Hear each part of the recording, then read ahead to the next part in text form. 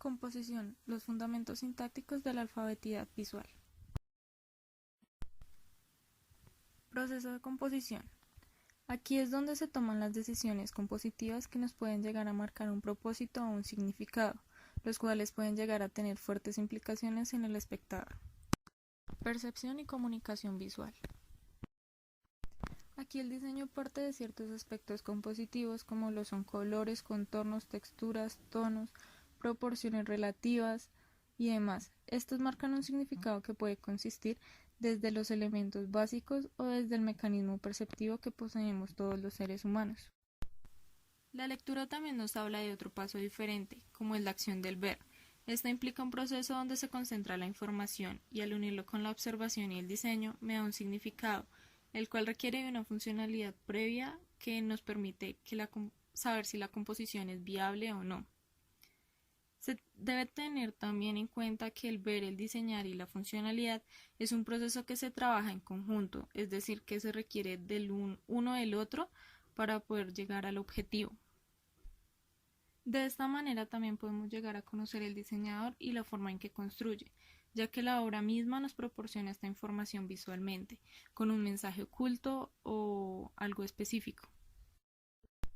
El ver es una respuesta de acuerdo a la luz, ya que el hombre reconoce su entorno a través de ella. Tenemos ciertos aspectos como la línea, el color, el contorno, la dirección, la textura, la escala, la dimensión o el movimiento. Esas son características de una expresión visual, la cual depende de una expresión subjetiva del artista y su técnica estratégica para llegar a crear un significado. Esta elección puede ser acertada o no, ya que el espectador crea un criterio propio y subjetivo sobre esa obra. La lectura nos hace un gran énfasis en la psicología de Gestalt, la cual nos permite recoger datos, buscar un significado, descubrir cómo el ser humano ve, organiza y articula lo visual, analizando lo físico y lo psicológico. Cada acontecimiento visual implica una reacción y un significado a partir de la experiencia de la cual se da respuesta de inconformidad, ya sea consciente o inconscientemente. Equilibrio. Aquí citamos una parte de la lectura que dice: la influencia psicológica y física más importante sobre la percepción humana es la necesidad de equilibrio del hombre, la necesidad de tener sus dos pies firmes asentados sobre el suelo y saber que ha de permanecer vertical en cualquier circunstancia.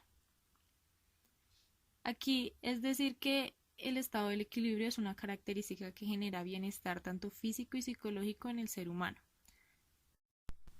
El equilibrio es la referencia visual y sensación intuitiva que genera una percepción de centro de gravedad calculable en el ser frente a su entorno. Es decir, que existe una armonía entre todas sus fuerzas y que éstas se estabilizan entre un eje vertical y un horizontal. Tensión. La tensión busca la armonía entre el conjunto de fuerzas internas e inestables, donde podemos crear unas opciones visuales como lo son las polaridades, la regularidad y la sencillez. Aquí tenemos un ejemplo claro que es el círculo. El círculo es una figura inestable. A este le buscamos un eje vertical que lo equilibre y un eje horizontal como base para que lo sostenga. Cuando se genera un fenómeno de tensión, utilizamos la percepción de la comunicación visual.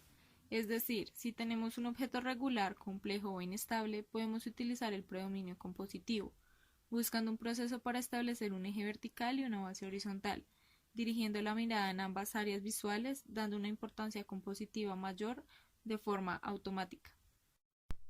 Nivelación y aguzamiento. La nivelación significa armonía y estabilidad. Busca un orden y una forma de racionalizar de manera inmediata, opuesto al aguzamiento, el cual es algo inesperado que genera ciertas tensiones en el espectador y logra romper con el equilibrio que se espera. La ambigüedad es algo que no está ni en nivelación ni en aguzamiento. Aquí busca que el observador se confunda y este mismo interprete la obra como de forma libre. Existe la ambigüedad visual, donde se puede hacer referencia a las ilusiones ópticas, y la ambigüedad verbal, que logra confundir al espectador por medio de palabras.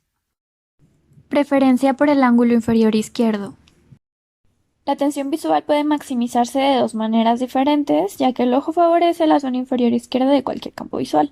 Para esto se tienen en cuenta dos esquemas.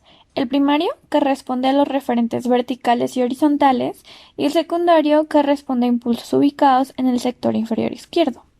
Se cree que esto puede darse debido a que somos influidos por los hábitos occidentales de impresión y por el orden lectoescritor. La mayoría aprendemos a leer de izquierda a derecha. Además, en el lado izquierdo del cerebro se presenta un riesgo sanguíneo mayor. En la teoría de la Gestalt, la ley de la pregnancia denomina como buena a la organización regular, simétrica y simple. Buena no significa deseable. Esto solo describe un estado al que se llega mediante la captación de una simetría bilateral, la cual puede explicarse como percepción de pesos visuales equilibrados. El peso visual se refiere a la fuerza de atracción para el ojo. El elemento con predominio visual que más atraiga la atención será el más pesado. La complejidad, la inestabilidad, la irregularidad incrementan la tensión visual y en consecuencia atraen la mirada, como ocurre con las formas regulares y las irregulares. Atracción y agrupamiento. La fuerza de atracción en las relaciones visuales constituye otro principio gestal de gran valor compositivo, la ley de agrupamiento. Esto quiere decir que un elemento visual aislado en un campo se relaciona con el todo, pero al permanecer solo, la relación es un estado suave de intermodificación, como sucede con el punto y el cuadrado. La ley de agrupamiento presenta dos niveles. Los elementos más próximos mantienen entre sí una mayor atracción. Es lo que sucede, por ejemplo, en las secuencias de puntos. El agrupamiento está influido por la similitud entre los elementos. El hombre, a través de sus percepciones, siente la necesidad de construir conjuntos enteros de unidades, en este caso, de conectar puntos en concordancia con su atracción. Positivo y negativo. Cuando hablamos de positivo y negativo, no lo hacemos para referirnos a la luminosidad u oscuridad de una composición, sino para denotar la existencia de un elemento separado pero unificado. La forma denominada positiva es aquella que tiene mayor tensión activa, es decir, la que domina la mirada. Y la negativa, por su parte, es aquella que actúa con mayor pasividad. Por ejemplo, en el caso de un punto blanco sobre un cuadrado oscuro, el punto es la forma positiva y el cuadrado la negativa. Interacciones de este tipo pueden producir ilusiones ópticas muy potentes. El caso más conocido es el símbolo chino yin-yang, que es muy dinámico en su sencillez y complejidad, pues parece estar siempre en movimiento, dado que su estado visual negativo y positivo nunca se resuelve.